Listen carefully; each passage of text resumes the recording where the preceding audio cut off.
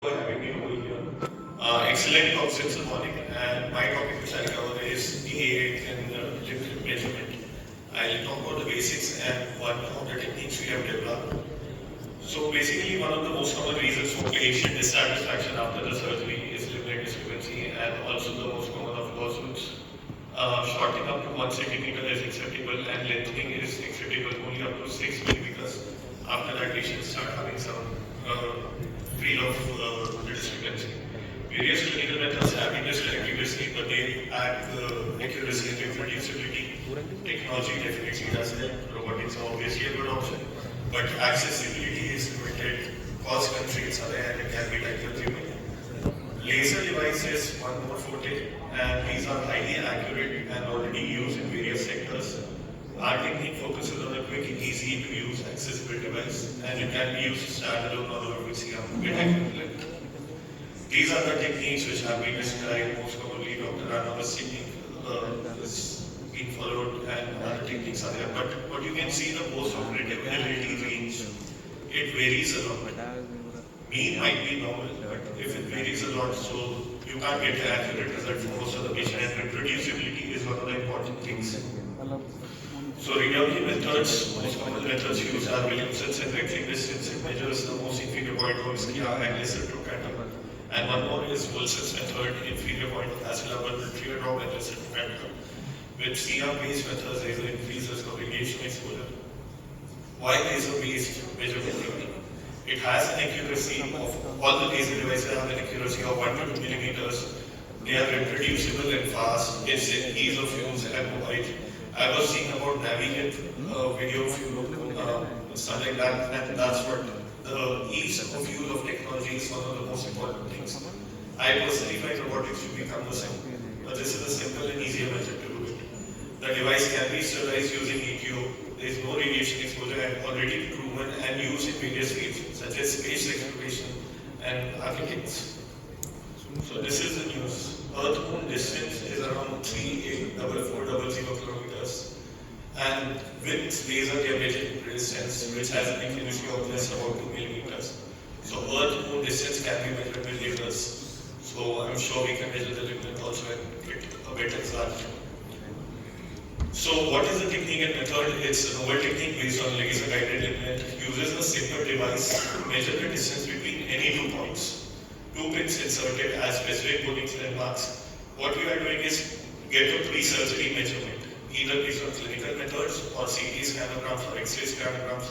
Get the accurate difference between the both limbs.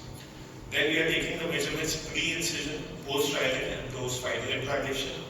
We use it routinely during DAA, but possibly can be used with other approaches as well, and can be further aided if, in case you're not sure initially. That's what we did. We aided with the CR to see levels of LT and inferior posts of famous.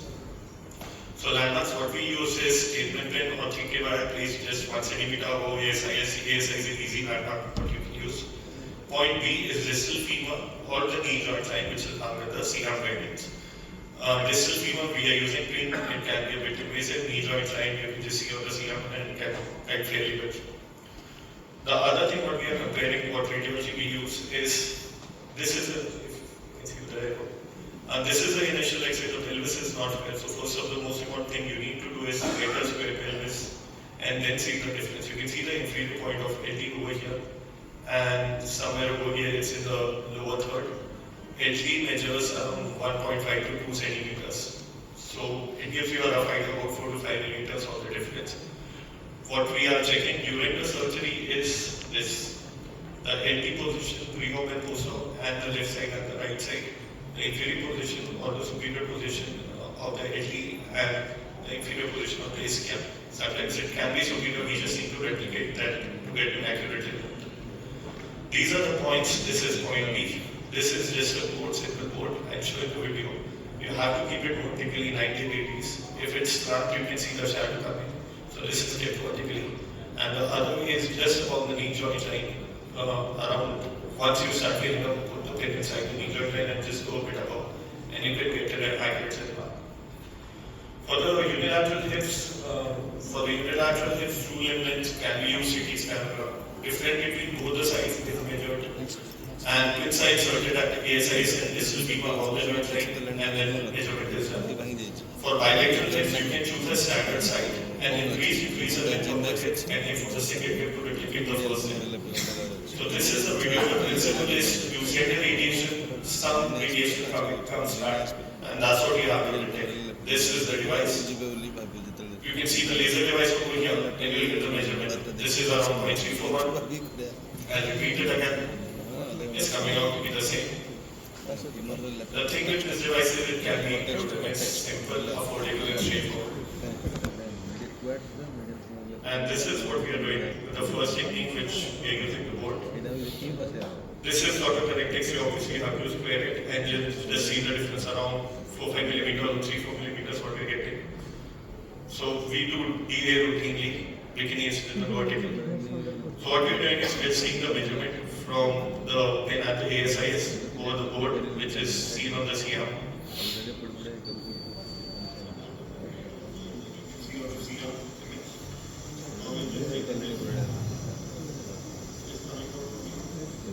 So this is the initial measurement which is coming. All you have to do is get the measurements pre-op and post-op on the same side to be equally.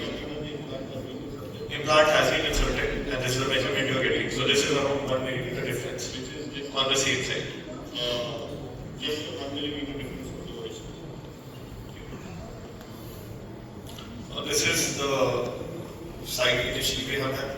This is the right side shortening is head.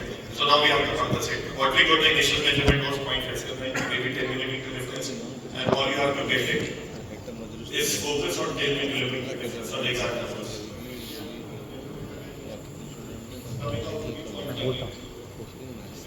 So this is just about 1 millimeter difference between both the sides. Just 1 second more. And this is the second method what we are using. We are using the points over here. Seeing with the laser device, initial measurement.